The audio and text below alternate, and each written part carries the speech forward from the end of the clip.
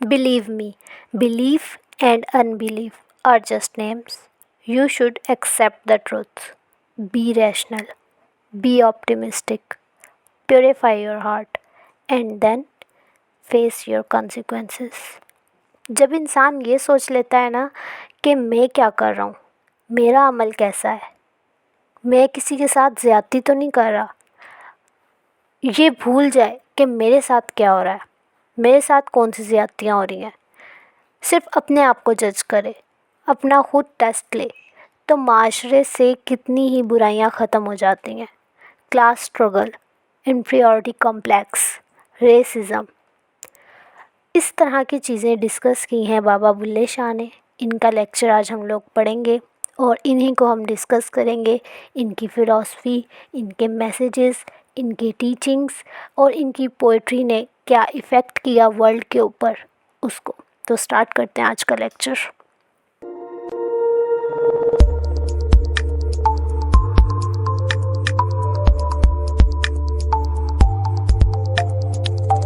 Hello guys, welcome back to literature information. आज के lecture में हम लोग डिस्कशन करेंगे बाबा बुल्ले शाह के ऊपर। इनकी बायोग्राफ़ी देखेंगे, इनकी फ़िलॉसफ़ी देखेंगे, इनकी टीचिंग्स देखेंगे और देखेंगे कि इनका इफ़ेक्ट क्या हुआ पोइट्री का वर्ल्ड के ऊपर। तो स्टार्ट करते हैं आज का लेक्चर। फ़र्स्ट ऑफ़ ऑल इनकी बायोग्राफ़ी देख लेते हैं। इनका पूरा नाम था सैयद अब्दुल्ला शाह कादरी। ये इस नाम से भी जाने जाते थे।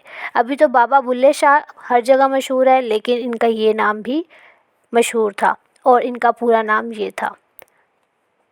17th और 18th सेंचुरी के ये पंजाबी रेवोल्यूशनरी फ़िलासफ़र थे। रिफॉर्मर कहते हैं एक ऐसा फ़िलासफ़र जो अपने आइडियाज़ से चेंज लेकर आए और ऐसा change that affect that society. In order to change that society, reformer change लेकर आता है, मतलब वो चेंज अच्छे के लिए होता है। और ये सूफ़ी पोइट थे। सूफ़ीज़म हम लोग पढ़ कर आए हैं मौलाना जलालुद्दीन रूमी को, उनके अंदर हम लोगों ने डिटेल में कॉन्सेप्ट इसका क्लियर किया था, तो हम लोग को पता है कि सूफ़ी पोइट क्या होता है। Next, universally regarded as the father of Punjabi enlightenment. हम लोगों ने काफ़ी पोइट्स पढ़े, राइटर्स पढ़े और काफ़ी फ़िलासफ़र्स को भी डिस्कस किया। ये फ़र्स्ट टाइम हम लोग पंजाबी के अंदर इनको डिस्कस करेंगे, बाबा बुल्ले शाह को। इंग्लिश लिटरेचर के अंदर आई थिंक सो आप लोगों का ये फ़र्स्ट आप लोगों का इनकाउंटर है पंजाबी के साथ। जो लोग पंजाबी बोल लेते हैं उनके लिए तो समझना मुश्किल नहीं होगा, लेकिन जिनको पंजाबी नहीं आती उनके लिए थोड़ा सा मुश्किल होगा, क्योंकि पंजाबी जो बाबा बुल्ले शाह की है वो ठोस पंजाबी इन्होंने यूज़ की हुई है। तो मैं आप लोगों को समझा दूँगी, उसकी फ़िक्र नहीं कीजिएगा। तो नेक्स्ट हम लोग डिस्कस करते हैं। ये पैदा हुए थे 1680 के अंदर उच्च में। उच्च कहाँ पर है? मुल्तान की प्रोविंस थी, मुग़ल एम्पायर उस वक्त चल रहा था। और प्रेजेंट डे कहाँ पर है? पंजाब, पाकिस्तान के अंदर। और सैयद फैमिली के अंदर ये पैदा हुए थे, ठीक है। नेक्स्ट, इनके फादर जो थे उनका नाम था शाह मोहम्मद दरवेश। वो क्या थे? Was well versed in Arabic, Persian and Quran. मतलब उनको अरेबिक, पर्शियन और कुरान की अच्छी नॉलेज थी। Bulle Shah received his higher education in Kasur. Kasur Lahore के आसपास कहीं जगह है, वहाँ पर इन्होंने अपनी हायर एजुकेशन हासिल की।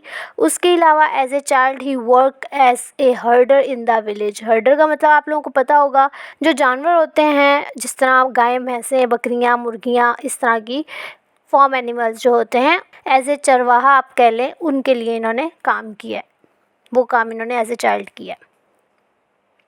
नेक्स्ट इनकी देख लेते हैं पोइट्री के बारे में। सूफ़ी पोइट्री जो थी इनकी, Bulle Shah poetry marked a new era in Punjabi literature. Punjabi literature के अंदर इनकी पोइट्री ने एक न्यू एरा एक मार्क किया था। And spread reformist ideas through out the Punjab.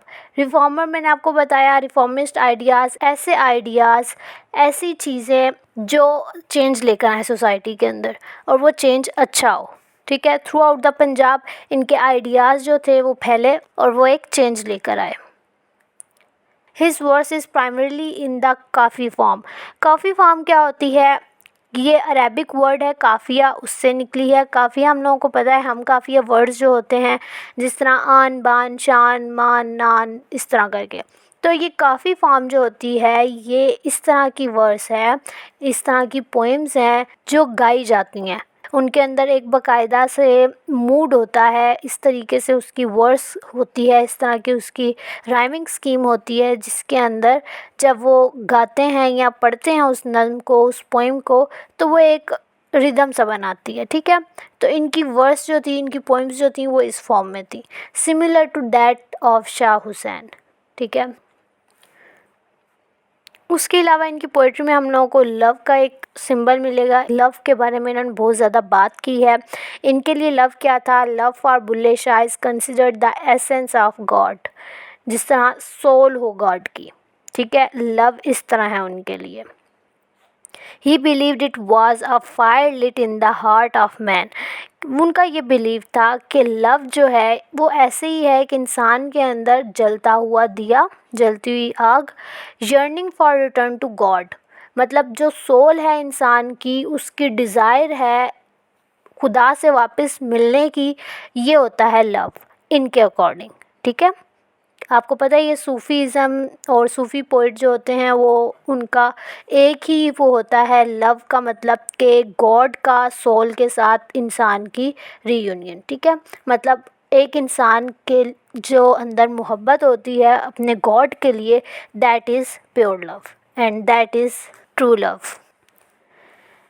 Next he कहते हैं, he was actually conscious of the differences and disputes between Hindus and Muslims, condemning both parties bigotry and rituals. ये consciously agree थे और इनको पता था जो हिंदूज़ और मुस्लिम्स के बीच में कुछ डिफरेंसेस चल रहे थे उनके रिलीजन को लेके या उनकी तौर तरीक़ों को लेकर। तो हिंदू और मुस्लिम जिस टाइम पर ये थे, उस वक्त मुसलमानों की हुकूमत थी और हिंदू जो थे वो नॉर्मल लोग थे। ठीक है, मतलब मुसलमान जो थे वो थोड़े से हिंदू से उनका ओहदा ऊपर था। तो मुस्लिम्स और हिंदूज़ के बीच में जो आपस में इनकी डिफरेंसेस थे, उसके ऊपर ये इख्तलाफ करते हैं और दोनों को, मुस्लिम्स को भी और हिंदूज़ को भी क्रिटिसाइज़ करते हैं कि भाई साथ मिलकर रहो तुम लोग, इस तरह अलग अलग कुछ चीज़ों की वजह से, रिलीजन बिलीव्स की वजह से तुम लोग क्या कर रहे हो। तो हम लोग को इस चीज़ का भी इनके अंदर दिखता है कि ये इस चीज़ से एग्री नहीं करते थे कि ये दोनों पार्टीज़ जो हैं, हिंदूज़ और मुस्लिम्स, अलग अलग होकर रहें। नेक्स्ट क्या है, ये कहते हैं कि Bulle Shah is regarded as the poet of the people and the sheikh of both worlds in the Punjab reason.